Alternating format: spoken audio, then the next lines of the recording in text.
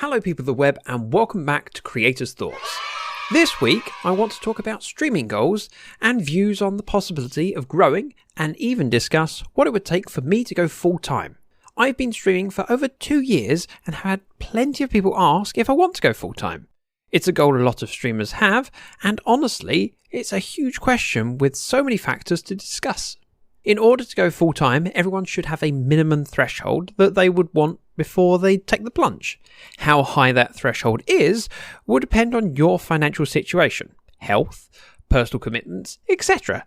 This threshold should have a buffer on it too. For example, if I needed $2,000 a month to get by, it would be very risky to jump in if I made $2,005 a month for 4 months running. How much buffer you need is, however, a very personal thing, and might be affected by what you have as a safety net, how reliable your income is, and how quickly you can transition back to a more traditional job if things don't go to plan, etc, etc. One thing I feel is rarely considered is how much your financial dependence on content creation will change your enjoyment. My biggest goal is to make content that brings joy to those that choose to join me. Making content creation my primary job would add another goal, making sure there's enough coming in to cover my bills and put food on the table. And feed the cow. Obviously, the closer you are to the minimums, the more prominent those fears will be.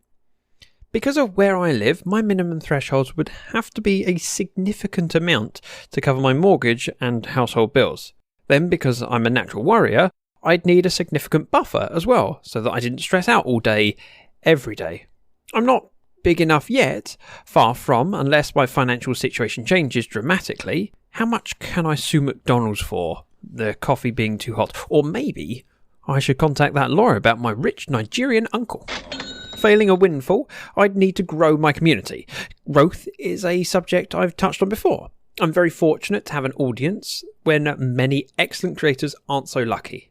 As a content creator, you have the power to enable growth, but I don't feel it's something you can guarantee. In fact, there's no certainty of viewership or income remaining stable. My community is very tight-knit. I feel incredibly fortunate to be part of people's viewing habits. And I think the gratitude I have tends to be noticed, and I often find that I've grown friendships with community members. This helps explain why I get down when I notice people drift away.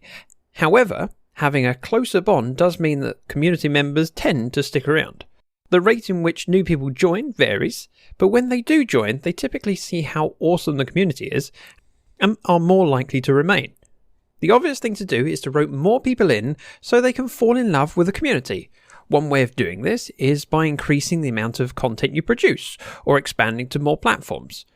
I'm self-employed, and while I don't go into much detail about what I do outside of content creation, I can tell you that it requires a lot of my time. It's not easy for me to commit my evenings to streaming, but it's something I love doing, so I do everything in my power to enable 2 or 3 streams a week. Unless I switch to being a full-time creator, I don't see how I'll be able to create much more in the way of content. Without more streams or videos, I would need to find other ways to get people's attention. What gets attention? Drama. A weapon that can cause issues, but can also gain focus. We all know some people are more prone to drama than others. I'd be highly surprised to ever experience significant drama, unless a custom PC builder wants to pull my name out of hat, then decide to self-destruct their entire business by changing raffle rules on the fly so that a lot of attention and goodwill comes my way. I'd be surprised if you aren't familiar with that story, but if you're curious, look up Artesian Builds and Kia Pia.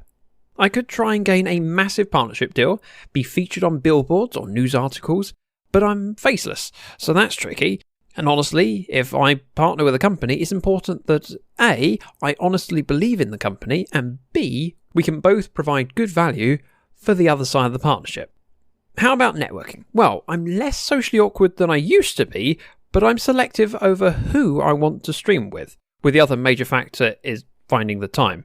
Team Wild kindly invited me to join them as a guest ages ago, and I still haven't found much time to spend time with them, and I really want to. That's the majority of my talking points covered. So will I continue to grow? Who knows?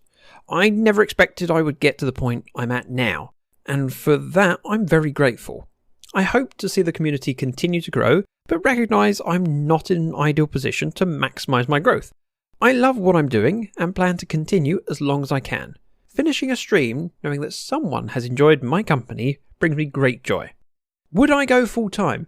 In a heartbeat, if the situation was right. But for me, personally, the situation is unlikely to arise. Content creation is my passion, and financial fears would prevent me from enjoying it fully. So either I need a winning lottery ticket or enough regular income that I feel confident bills will be covered. And that's all, folks. I play the Porky Pig sound, but I've got a lot of work to do and not very much time, so I'm in a bit of a rush to record this. Isn't that often the case? If you're a creator, if not, imagine you are, and tell me, would you want to be full-time? If so, what would it take, and how do you think full-time would change your attitude? Maybe it wouldn't. Many ways to contact me, so you choose. Thank you very much for listening. Bye-bye now.